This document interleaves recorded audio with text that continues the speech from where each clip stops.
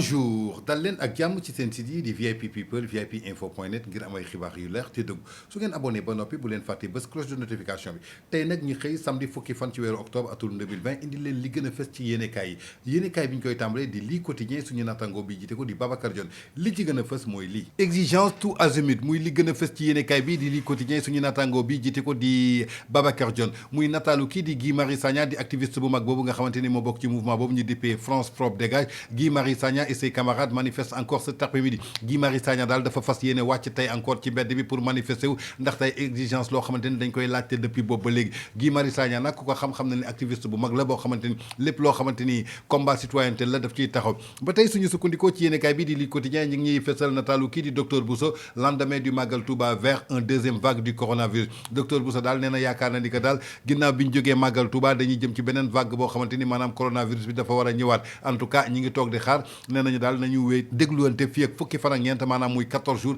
si lay mën a xam ndax deuxième vague nam wala deuxième vague du am mais en tout cas ci ñu sukkandikoo ci ay propos nee nañ ñoom daal jël nañu seen matuwaay yëpp ba tey suñu sukkandikoo ci yéenekaay bi di li quotidien ñi ngi xamal ni que ginnaaw bi ñu arrêté yaayam l'assassin avoue son crime ginnaaw kii ba mu defee ñaawte fa ba noppi làqatu takkadeer yi nag dañoo jëloon yaayam waajuram bu jigéen teg ko loxo mais bi ñu tegee waajuram bu jigéen loxo moom nag rendre na boppam yóbbu boppam foofu ca takkadeer yi ba noppi avoué crime bi moom moo ko def suñu jógee ci yéenekaay boobu dañuy dem seeti critique lu mu critiqué tey jàpp leen ni que bilan provisoire du Magal Touba 2020 353 interventions 720 victimes et 28 cas de décès jàpp leen ni que daal suñu jëlee bilan provisoire boo xamante ne am na ci Magal Touba bi lu toll ci 353 interventions def nañ ko 720 victimes am na ci et 28 cas de décès maanaam ñaar fukki nit ak juróom-ñett ñàkk nañu seen bakkan ci Magal Touba 2020 bi muy bilan provisoire ki ko fësal di yéenekaay bi di critique ba tey suñu sukkandikoo ci critique dellu nañu ci Mawlud 2020 bi célébration di Gamou à Tivaouane la famille si les barrières ginnaaw ba ñu tegee ay barrières jàppale ni que famille Seydi Hadj Malick Sy rabiyallahu taala ñoom daal élevé nañu bépp barrière di waajal gàmmu bi foofu ca Tivaouane muy juddu yeneen bi Seydina Muhammad sallallahu alayhi wa sallam jàpp leen ni que daal Mawlud 2020 bi daal jàpp nañ ko ci le 30 octobre bi incha allah lay am foofu ca Tivaouane moo tax famille Seydi Hadj Malick Sy maanaam ko si daal lañ jël si dagg barrière yëpp yoo xamante ni tegu nañ ko fa parce que c'est à travers un communiqué officiel que le khalife général des Tidianes Serigne Mbaye Sy Mansour va annoncer la célébration cette année du Mawlud commémorant la naissance du prophète Serigne Babacar Sy éclairant les lanternes de la communauté Tidjania sur la tenue de Tivaouane des festivités marquant date du calendrier musulman lépp loo xamante ni daal jël nañ ci ay décision naka la ñuy defee foofu gàmmu ba ca Tivaouane kii di nouveau khalife général bi di Serigne Mbaye Sy Mansour dina génnee benn communiqué boo xamante ni dina ci wax lépp suñu sukkandikoo ci yéenekaay bii di Les Échos lu ñu fesal tey muy Akon conseiller d'un candidat adepte de la crypto-monnaie maanaam muy présidentiel yi war a am foofu ca États-Unis jàppale ni kii di Alioune Badara Thiam alias Akon conseiller la daal benn candidat boo xamante ni adepte de la crypto-monnaie la le rappeur de Brock Price partage la passion pour la crypto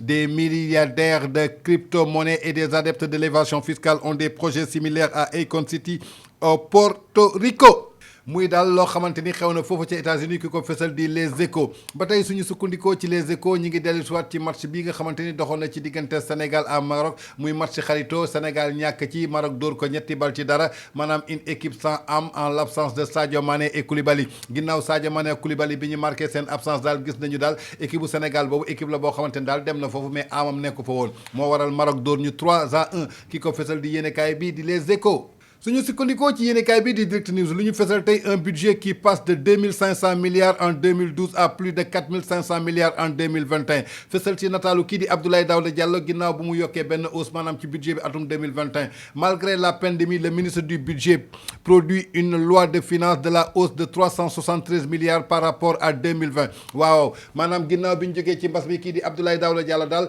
xalaataat na daal dinañ yokk lu toll ci 376 milliards par rapport ak atum 2020 bi ñu génn le viatique pour 2021 subit résister relancer initiative majeure PSE jeunesse PSE économie sociale et solidaire PSE société numérique inclusive PSE vertu et reforestation durable du territoire national et PSE cap sur industrialisation Avec ce budget bâti par Abdoulaye Daouda Diallo et ses hommes, l'État compte faire répartir la croissance à travers une politique budgétaire keynésienne. En 2021, l'État compte surtout sur un secteur privé national plus dynamique avec comme cible prioritaire l'agriculture, l'élevage, la pêche, la santé et l'industrialisation. Ginnaaw wax ngeen loolu koy loolu mooy suqali économie réew de su ngeen ne agriculture ne élevage ne pêche ne santé ne industrialisation xanaa mbir yi mën na ba tey Abdoulaye Daouda Diallo trace les sillons de la relance kii daal di Abdoulaye Diallo jóg na pour tracer relance économie Sénégal atum 2021 ginnaaw bi ñu génnee ci mbas mi suñu sukkandikoo ci yéenekaayu des médias bii du Tribune lu ñu xamal l'immigration clandestine chez les jeunes prend d'autres ampleurs jàpp leen daal immigration clandestine bi daal commencé na jël beneen ampleur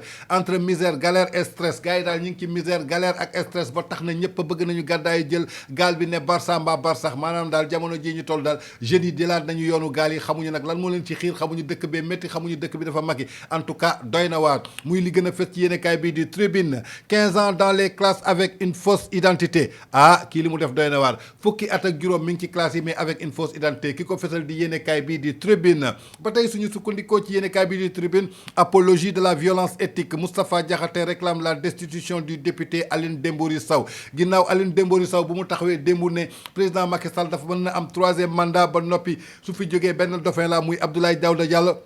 kii di Moustapha Diakhaté jàppee na loolu apologie de la violence éthique la nee na kii di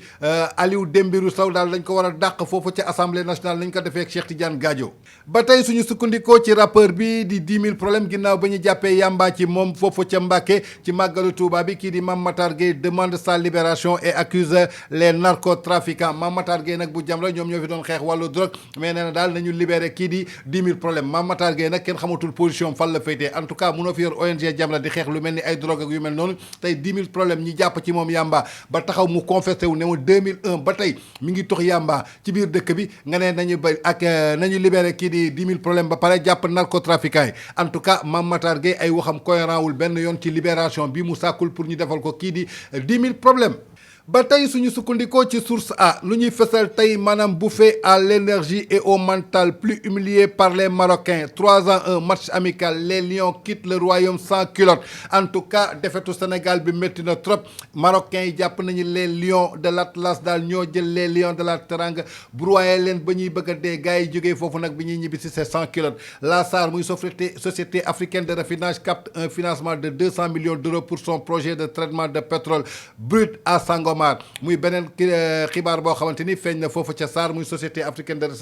raffinage jàppale ni que daal lu toll ci ñaari téeméeri millions d'euros la ñu gagné ci benn projet de traitement muy pétrole boobu nekk foofu ca Sangomar muy mauvaise nouvelle pour les anti-raffineries maanaam anti-raffineries daal lii baaxul ci ñoom désormais la SAR va traiter le pétrole brut qui est produit au Sénégal. Le pétrole de Sangomar fera que notre pays ne dépendra plus de l'étranger pour s'en approvisionner en hydrocarbures. La SAR sera donc prête à recevoir le pétrole sénégalais avec ses capacités de traitement augmentées jusqu'à 30%. En tout cas, c'est une bonne nouvelle pour la SAR. Maanaam pétrole bi fii lañ koy liggéeyee fii lañ koy traité ba noppi sénégalais yi di ko jëfandikoo mais nag mauvaise nouvelle la pour les anti-raffineries maanaam étrangers yi donc le bonheur des uns fait le malheur des autres. ba tey suñu sukkandikoo ci yéenekaay bi Le Quotidien li ñuy fësal tey rapport exploitation des ressources halieutiques en pleine Covid pillage à grande échelle Greenpeace corrobe les irrégularités dénoncées par les organisations de pêche au Sénégal. 8 navires étaient en activité douteuse durant le confinement. La Gambie, la Guinée-Bissau, la Mauritanie mouillées aussi. En tout cas, il y a pleine exploitation ressources halieutiques en pleine Covid, pillage de grande échelle moo ci am. Greenpeace daal maanaam corrobe benn ay irrégularités loo xamante ni dara jaaru ci yoon ba noppi dénoncé par des organisations de pêche jàppale ni que fii ci Sénégal daal lu toll si juróom-ñetti bateau yoo xamante ni ñi ngi woon fii en cas activité douteuse yoo xamante ni dara leeru ci durant bi ñuy confiné yëpp nekk fii di napp suñuy jën di napp suñuy jën di ko yóbbu en tout cas ki ko fësal di yéenekaay bi Le Quotidien rapport d'exploitation des ressources halieutiques en pleine Covid pillage à grande échelle. suñu sukkandikoo ci yéenekaay bii di Walf Quotidien li ñuy fësal tey opposition au 3e mandat un député APR appelle au meurtre de réclassification Mansour Faye Malick Sall Abdou Karim Sall c'est boulette de Macky jàppale ni que ñetti ministres yi daal kii di Mansour Faye Malick Sall jiite justice Abdou Karim Sall borom gazeli ñoom daal la ñu jàppee ni ñoom ñooy ay boulet Macky Sall lu waral ñu nekk ay boulet Macky Sall en tout cas coow li bari na ci ñett ñii Mansour Faye suñu jógee ak moom Ousmane Sonko Malick Sall mu yor justice suñu jógee ak moom magistrat ak juge kii di Abdou Karim Sall nag ginnaaw coowal gazelle yi ñoom daal jàpp nañ daal ñu ngi yàqal président de la République Macky Sall bu baax a baax ndaxte seen communication baaxul ni ñuy doxalee baaxul kumba am ndey kumba amul ndey la ñuy jaay excès de pouvoir la ñuy wone en tout cas ki ko fesal di yéene kaay bii di Walf Quotidien ba tey suñu sukkandikoo élection directeur général de l'OMC le Nigérien Ngozi Okonjo-Iweala qualifié pour la finale maanaam lépp loo xamante ni jëm na ci élection directeur général l'OMC bi kii di Nigérien bi di Ngozi Okonjo-Iweala moom moo qualifié pour la finale. suñu jógee ci yéenekaay boobu dañuy dem seeti yéenekaayu Cheikh Mbacké Guissé bi di Libération lu ñu fësal ñoom li ñu njëkk a fësal seen natakaal mooy tey match amical le Sénégal humilié au Maroc Sénégal daal dañ ko toroxal ba mu ne tocc foofu ca Maroc